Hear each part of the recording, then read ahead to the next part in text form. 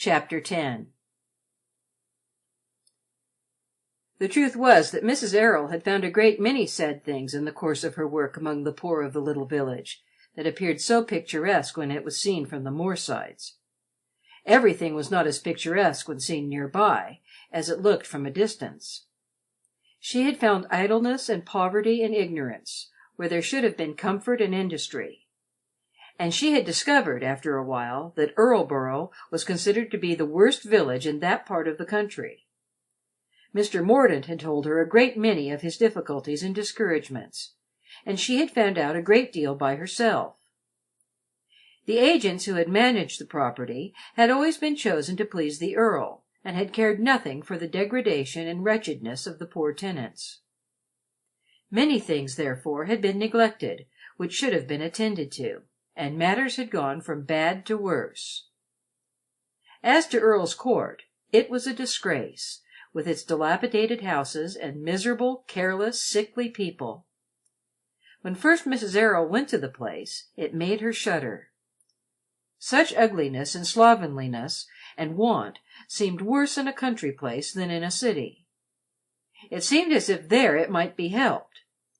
And as she looked at the squalid, uncared-for children growing up in the midst of vice and brutal indifference, she thought of her own little boy, spending his days in the great splendid castle, guarded and served like a young prince, having no wish ungratified, and knowing nothing but luxury and ease and beauty. And a bold thought came in her wise little mother heart. Gradually she had begun to see, as had others, that it had been her boy's good fortune to please the Earl very much, and that he would scarcely be likely to be denied anything for which he expressed a desire. "The Earl would give him anything," she said to Mr. Mordaunt. "He would indulge his every whim. Why should not that indulgence be used for the good of others? It is for me to see that this shall come to pass." She knew she could trust the kind, childish heart, so she told the little fellow the story of Earl's Court, feeling sure that he would speak of it to his grandfather, and hoping that some good results would follow. And strange as it appeared to every one, good results did follow. The fact was that the strongest power to influence the Earl was his grandson's perfect confidence in him, the fact that Cedric always believed that his grandfather was going to do what was right and generous. He could not quite make up his mind to let him discover that he had no inclination to be generous at all, and that he wanted his own way on all occasions, whether it was right or wrong. It was such a novelty to be regarded with admiration as a benefactor of the entire human race and the soul of nobility, that he did not enjoy the idea of looking into the affectionate brown eyes and saying, "I am a violent, selfish old rascal. I never did a generous thing in my life, and I don't care about Earl's Court or the poor people," or something which would amount to the same thing. He actually had learned to be fond enough of that small boy with the mop of yellow love-locks to feel that he himself would prefer to be guilty of an amiable action now and then. And so, though he laughed at himself, after some reflection he sent for Newick, and had quite a long interview with him on the subject of the Court, and it was decided that the wretched hovels should be pulled down and new houses should be built. "It is Lord Fauntleroy who insists on it," he said dryly. "He thinks it will improve the property. You can tell the tenants that it's his idea." And he looked down at his small lordship, who was lying on the hearth-rug playing with Dougal. The great dog was the lad's constant companion, and followed him about everywhere, stalking solemnly after him when he walked, and trotting majestically behind when he rode or drove. Of course, both the country people and the town people heard of the proposed improvement. At first, many of them would not believe it, but when a small army of workmen arrived and commenced pulling down the crazy, squalid cottages, people began to understand that little Lord Fauntleroy had done them a good turn again, and that through his innocent interference the scandal of Earl's Court had at last been removed. If he had only known how they talked about him, and praised him everywhere, and prophesied great things for him when he grew up, how astonished he would have been! But he never suspected it. He lived his simple, happy child life, frolicking about in the park, chasing the rabbits to their burrows, lying under the trees on the grass, or on the rug in the library, reading wonderful books and talking to the Earl about them, and telling the stories again to his mother, writing long letters to Dick and Mr. Hobbs, who responded in characteristic fashion, riding out at his grandfather's side or with Wilkins as escort. As they rode through the market town, he used to see the people turn and look, and he noticed that, as they lifted their hats, their faces often brightened very much. But he thought it was all because his grandfather was with him. "They are so fond of you," he once said, looking up at his lordship with a bright smile. "Do you see how glad they are when they see you? I hope they will some day be as fond of me. It must be nice to have everybody like you." And he felt quite proud to be the grandson of so greatly admired and beloved an individual. When the cottages were being built, the lad and his grandfather used to ride over to Earl's Court together to look at them, and Fauntleroy was full of interest. He would dismount from his pony and go and make acquaintance with the workmen, asking them questions about building and bricklaying, and telling them things about America. After 2 or 3 such conversations, he was able to enlighten the Earl on the subject of brick-making as they rode home. "I always like to know about things like those," he said, "because you never know what you are coming to."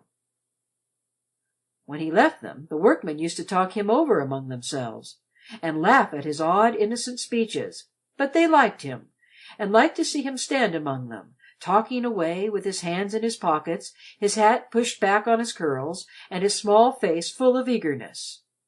"He's a rare 'un," they used to say, "and a nice little outspoken chap, too. Not much o' the bad stock in him."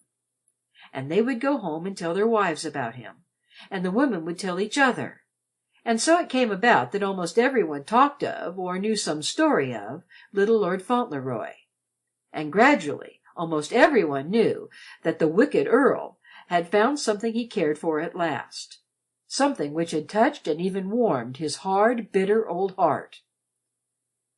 But no one knew quite how much it had been warmed, and how day by day the old man found himself caring more and more for the child, who was the only creature that had ever trusted him.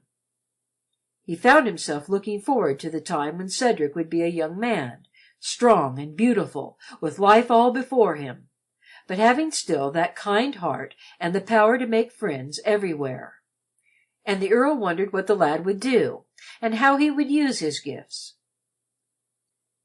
Often, as he watched the little fellow lying upon the hearth, conning some big book, the light shining on the bright young head, his old eyes would gleam and his cheek would flush. "The boy can do anything," he would say to himself. "Anything." He never spoke to anyone else of his feeling for Cedric. When he spoke of him to others, it was always with the same grim smile. But Fauntleroy soon knew that his grandfather loved him and always liked him to be near to his chair if they were in the library, opposite to him at table, or by his side when he rode or drove or took his evening walk on the broad terrace. "Do you remember," Cedric said once, looking up from his book as he lay on the rug, "do you remember what I said to you that first night about our being good companions? I don't think any people could be better companions than we are, do you?" "We are pretty good companions, I should say," replied his lordship. "Come here." Fauntleroy scrambled up and went to him. "Is there anything you want?" the Earl asked. "Anything you have not?" The little fellow's brown eyes fixed themselves on his grandfather with a rather wistful look. "Only one thing," he answered. "What is that?" inquired the Earl. Fauntleroy was silent a second. He had not thought matters over to himself so long for nothing. "What is it?" my lord repeated. Fauntleroy answered. "It is Dearest," he said. The old Earl winced a little. "But you see her almost every day," he said. "Is not that enough?" "I used to see her all the time," said Fauntleroy. "She used to kiss me when I went to sleep at night, and in the morning she was always there, and we could tell each other things without waiting." The old eyes and the young ones looked into each other through a moment of silence. Then the Earl knitted his brows. "Do you never forget about your mother?" he said. "No," answered Fauntleroy. "Never. And she never forgets about me. I shouldn't forget about you, you know, if I didn't live with you. I should think about you all the more." "'Pon my word," said the Earl, after looking at him a moment longer, "I believe you would." The jealous pang that came when the boy spoke so of his mother seemed even stronger than it had been before. It was stronger because of this old man's increasing affection for the boy. But it was not long before he had other pangs, so much harder to face that he almost forgot, for the time, he had ever hated his son's wife at all. And in a strange and startling way it happened. One evening, just before the Earl's Court cottages were completed, there was a grand dinner party at Dorincourt. There had not been such a party at the castle for a long time. A few days before it took place, Sir Harry Lorridaile and Lady Lorridaile, who was the Earl's only sister, actually came for a visit, a thing which caused the greatest excitement in the village, and set Mrs. Dibble's shop bell tinkling madly again, because it was well known that Lady Lorridaile had only been to Dorincourt once since her marriage 35 years before. She was a handsome old lady with white curls and dimpled, peachy cheeks, and she was as good as gold. But she had never approved of her brother any more than did the rest of the world, and, having a strong will of her own, and not being at all afraid to speak her mind frankly, she had, after several lively quarrels with his lordship, seen very little of him since her young days. She had heard a great deal of him that was not pleasant through the years in which they had been separated. She had heard about his neglect of his wife, and of the poor lady's death, and of his indifference to his children, and of the two weak, vicious, unprepossessing elder boys who had been no credit to him or to any one else. Those two elder sons, Bevis and Maurice, she had never seen. But once there had come to Lorridaile Park a tall, stalwart, beautiful young fellow about 18 years old, who had told her that he was her nephew, Cedric Errol, and that he had come to see her because he was passing near the place, and wished to look at his Aunt Constantia, of whom he had heard his mother speak. Lady Lorridaile's kind heart had warmed through and through at the sight of the young man, and she had made him stay with her a week, and petted him, and made much of him, and admired him immensely. He was so sweet-tempered, light-hearted, and spirited a lad that when he went away, she had hoped to see him often again. But she never did, because the Earl had been in a bad humor when he went back to Dorincourt, and had forbidden him ever to go to Lorridaile Park again. But Lady Lorridaile had always remembered him tenderly, and though she feared he had made a rash marriage in America, she had been very angry when she heard how he had been cast off by his father, and that no one really knew where or how he lived. At last there came a rumor of his death, and then Bevis had been thrown from his horse and killed, and Maurice had died in Rome of the fever. And soon after came the story of the American child who was to be found and brought home as Lord Fauntleroy. "Probably to be ruined as the others were," she said to her husband, "unless his mother is good enough and has a will of her own to help her take care of him." But when she heard that Cedric's mother had been parted from him, she was almost too indignant for words. "It is disgraceful, Harry," she said. "Fancy a child of that age being taken from his mother and made the companion of a man like my brother. He will either be brutal to the boy or indulge him until he is a little monster. If I thought it would do any good to write—" "It wouldn't, Constantia," said Sir Harry. "I know it wouldn't," she answered. "I know his lordship the Earl of Dorincourt too well. But it is outrageous." Not only the poor people and farmers heard about little Lord Fauntleroy. Others knew him. He was talked about so much, and there were so many stories of him, of his beauty, his sweet temper, his popularity, and his growing influence over the Earl, his grandfather, that rumors of him reached the gentry at their country places, and he was heard of in more than one county in England. People talked about him at the dinner tables. Ladies pitied his young mother, and wondered if the boy were as handsome as he was said to be. And men who knew the Earl and his habits laughed heartily at the stories of the little fellow's belief in his lordship's amiability. Sir Thomas Asshe of Asshawe Hall, being in Erleboro one day, met the Earl and his grandson riding together, and stopped to shake hands with my lord and congratulate him on his change of looks and on his recovery from the gout. "And do you know," he said, when he spoke of the incident afterward, "the old man looked as proud as a turkey-cock, and upon my word I don't wonder, for a handsomer, finer lad than his grandson I never saw.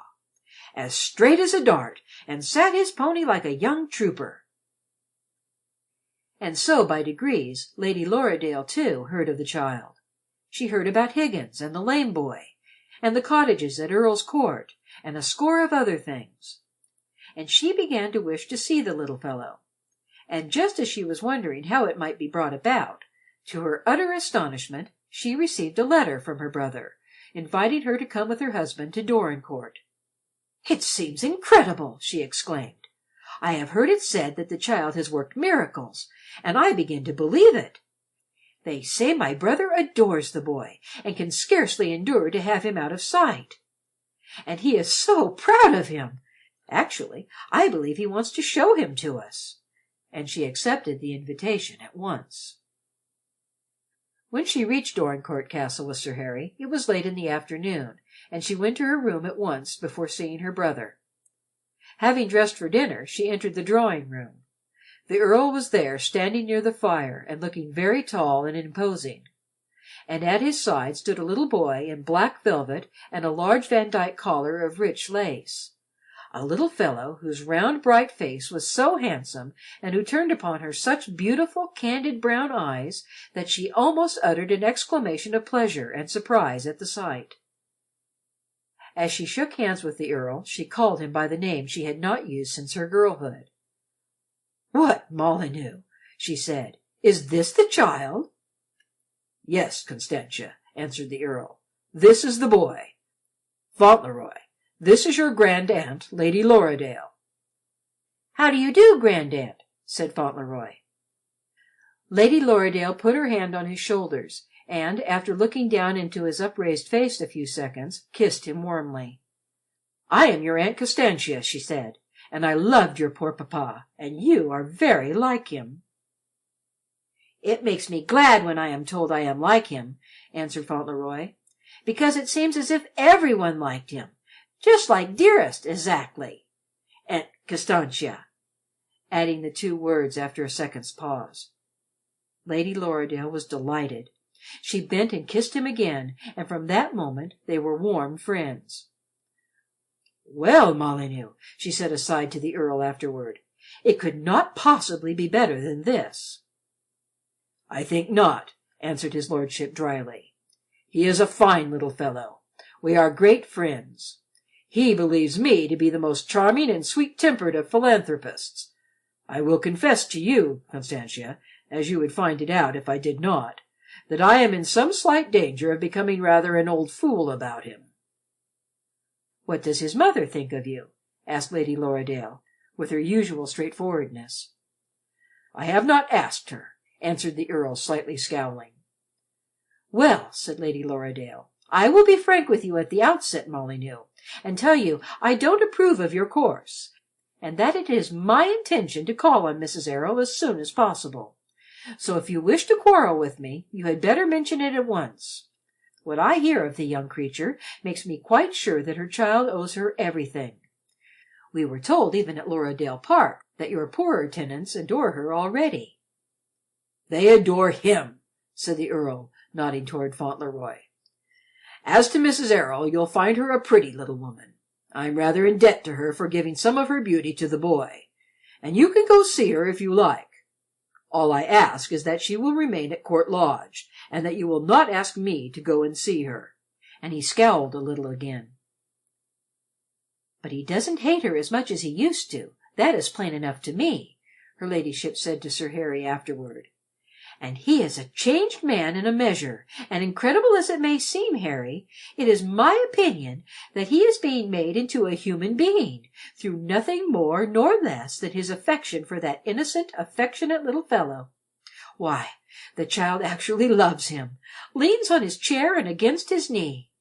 His own children would as soon have thought of nestling up to a tiger." The very next day she went to call upon Mrs. Errol. When she returned, she said to her brother, "Molyneux, she is the loveliest little woman I ever saw. She has a voice like a silver bell, and you may thank her for making the boy what he is. She has given him more than her beauty, and you make a great mistake in not persuading her to come and take charge of you. I shall invite her to Lorridaile." "She'll not leave the boy," replied the Earl. "I must have the boy too," said Lady Lorridaile, laughing.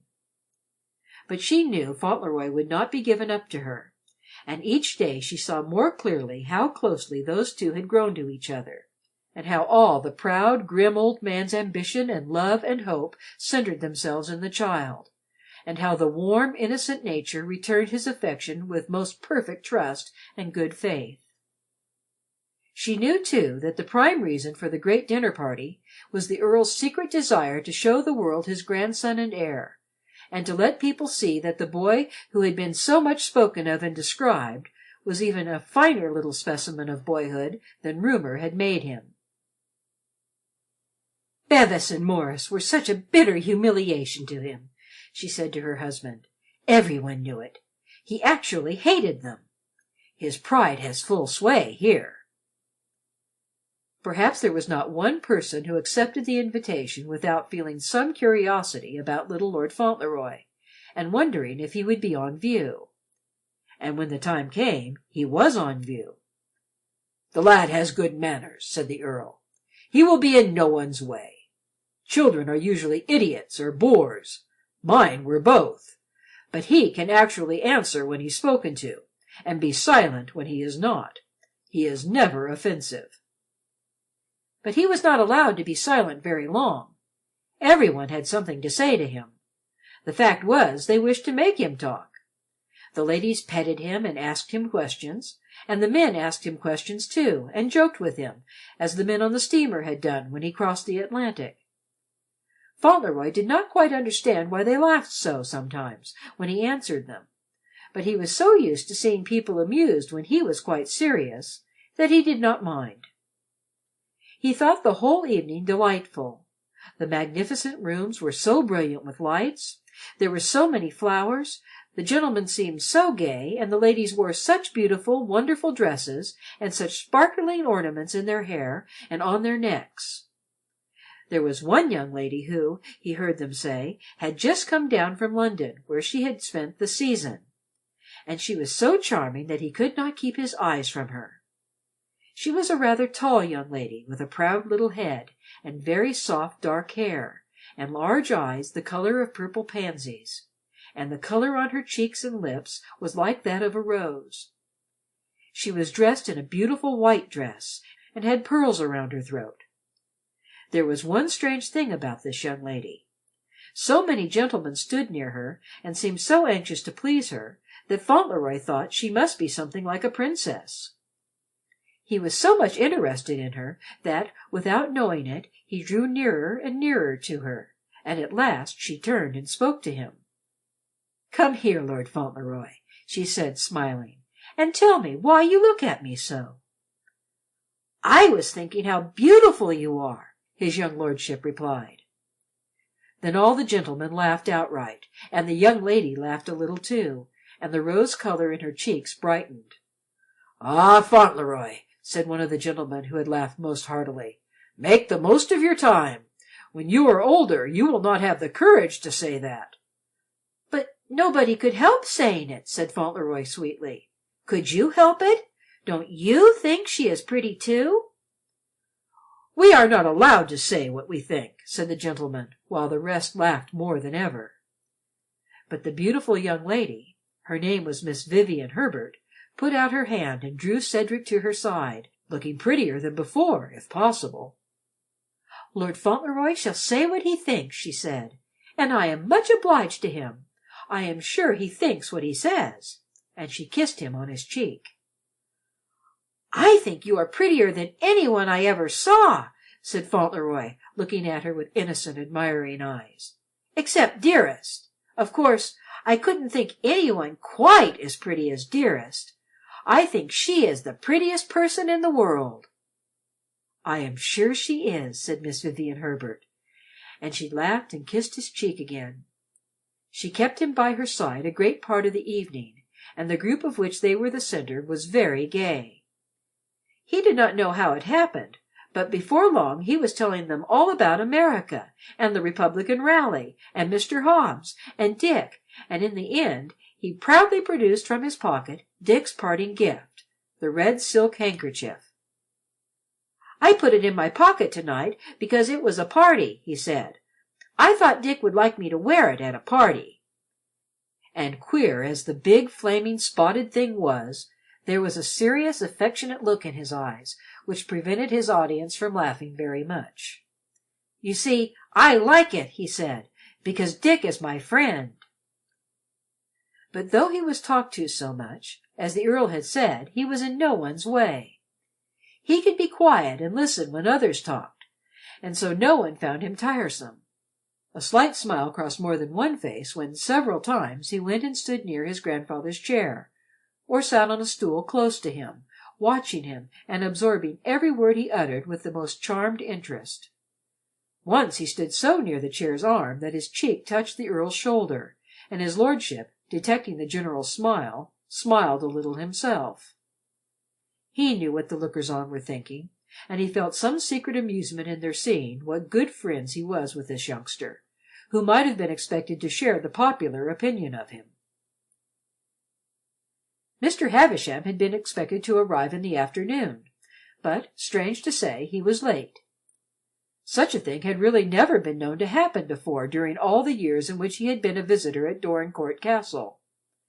He was so late that the guests were on the point of rising to go into dinner when he arrived. When he approached his host, the Earl regarded him with amazement. He looked as if he had been hurried or agitated. His dry, keen old face was actually pale. "I was detained," he said in a low voice to the Earl, "by an extraordinary event." It was as unlike the methodic old lawyer to be agitated by anything as it was to be late, but it was evident that he had been disturbed. At dinner he ate scarcely anything, and 2 or 3 times, when he was spoken to, he started as if his thoughts were far away. At dessert, when Fauntleroy came in, he looked at him more than once, nervously and uneasily. Fauntleroy noted the look and wondered at it.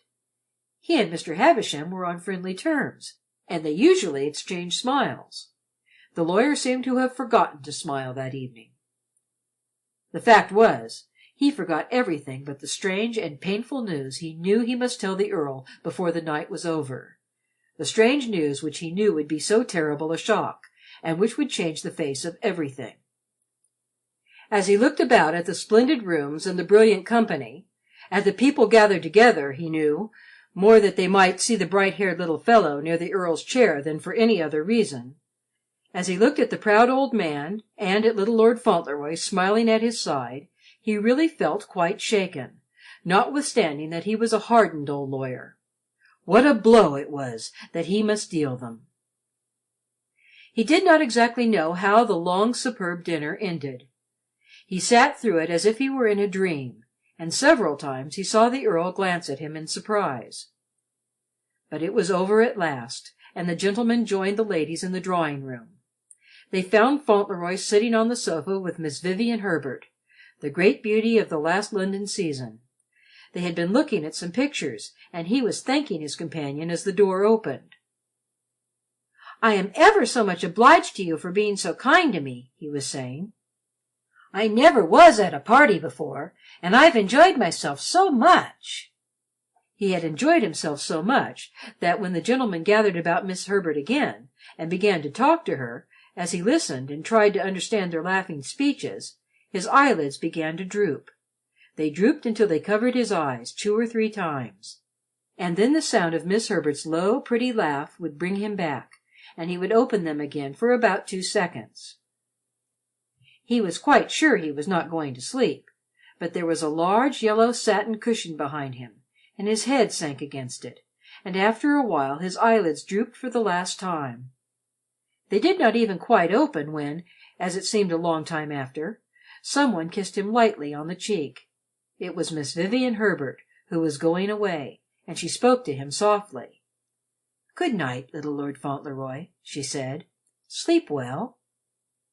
And in the morning he did not know that he had tried to open his eyes, and had murmured sleepily, "Good night. I'm so glad I saw you. You are so pretty." He only had a very faint recollection of hearing the gentlemen laugh again, and of wondering why they did it.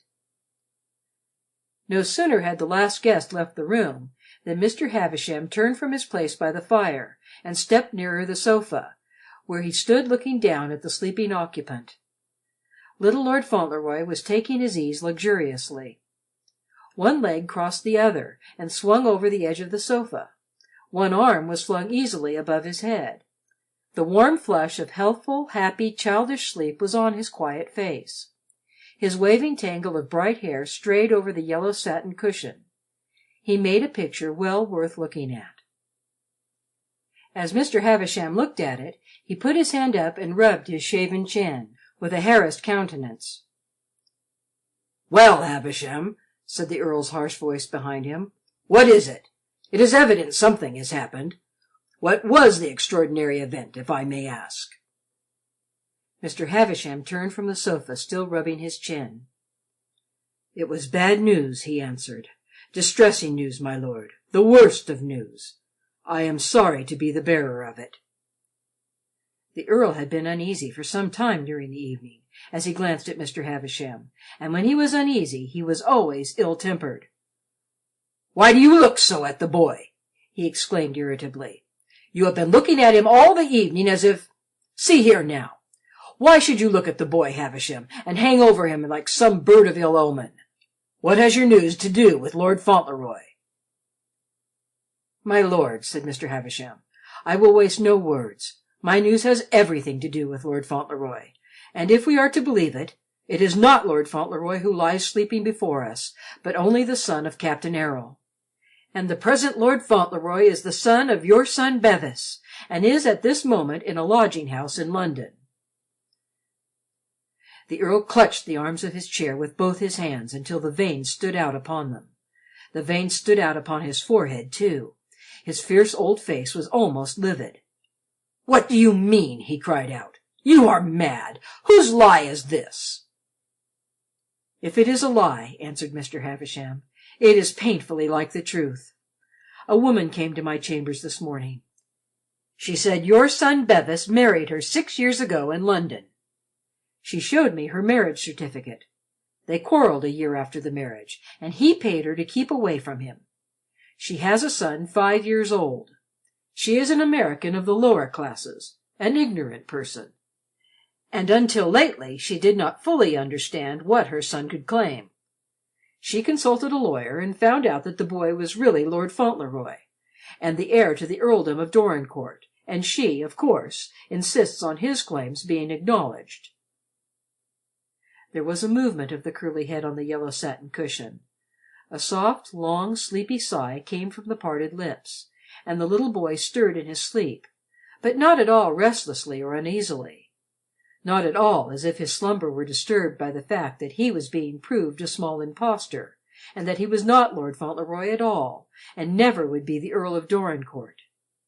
He only turned his rosy face more on its side, as if to enable the old man who stared at it so solemnly to see it better. The handsome, grim old face was ghastly. A bitter smile fixed itself upon it.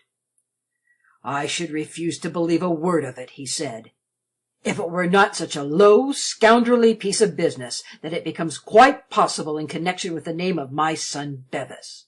It is quite like Bevis. He was always a disgrace to us, always a weak, untruthful, vicious young brute with low tastes. My son and heir, Bevis, Lord Fauntleroy. The woman is an ignorant, vulgar person, you say?" "I am obliged to admit that she can scarcely spell her own name," answered the lawyer. "She is absolutely uneducated and openly mercenary. She cares for nothing but the money. She is very handsome in a coarse way, but—" The fastidious old lawyer ceased speaking, and gave a sort of shudder. The veins on the old Earl's forehead stood out like purple cords. Something else stood out upon it, too. Cold drops of moisture. He took out his handkerchief and swept them away. His smile grew even more bitter. "And I," he said, "I objected to the other woman, the mother of this child," pointing to the sleeping form on the sofa. "I refused to recognize her, and yet she could spell her own name. I suppose this is retribution." Suddenly he sprang up from his chair and began to walk up and down the room. Fierce and terrible words poured forth from his lips. His rage and hatred and cruel disappointment shook him as a storm shakes a tree. His violence was something dreadful to see, and yet Mr. Havisham noticed that at the very worst of his wrath he never seemed to forget the little sleeping figure on the yellow satin cushion, and that he never once spoke loud enough to awaken it. "I might have known it," he said. "They were a disgrace to me from their first hour. I hated them both, and they hated me. Bevis was the worst of the two. I will not believe this yet, though. I will contend against it to the last. But it is like Bevis. It is like him." And then he raged again, and asked questions about the woman, about her proofs, and pacing the room, turned first white and then purple in his repressed fury. When at last he had learned all there was to be told, and knew the worst, Mr. Havisham looked at him with a feeling of anxiety. He looked broken and haggard and changed. His rages had always been bad for him, but this one had been worse than the rest because there had been something more than rage in it. He came slowly back to the sofa at last and stood near it.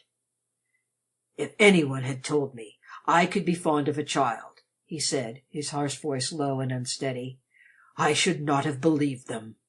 I always detested children, my own more than the rest. I am fond of this one. He is fond of me," with a bitter smile. "I am not popular. I never was, but he is fond of me. He never was afraid of me. He always trusted me. He would have filled my place better than I have filled it. I know that. He would have been an honor to the name." He bent down and stood a minute or so looking at the happy, sleeping face. His shaggy eyebrows were knitted fiercely, and yet somehow he did not seem fierce at all. He put up his hand, pushing the bright hair back from the forehead, and then turned away and rang the bell. When the largest footman appeared, he pointed to the sofa. "Take," he said, and then his voice changed a little. "Take Lord Fauntleroy to his room."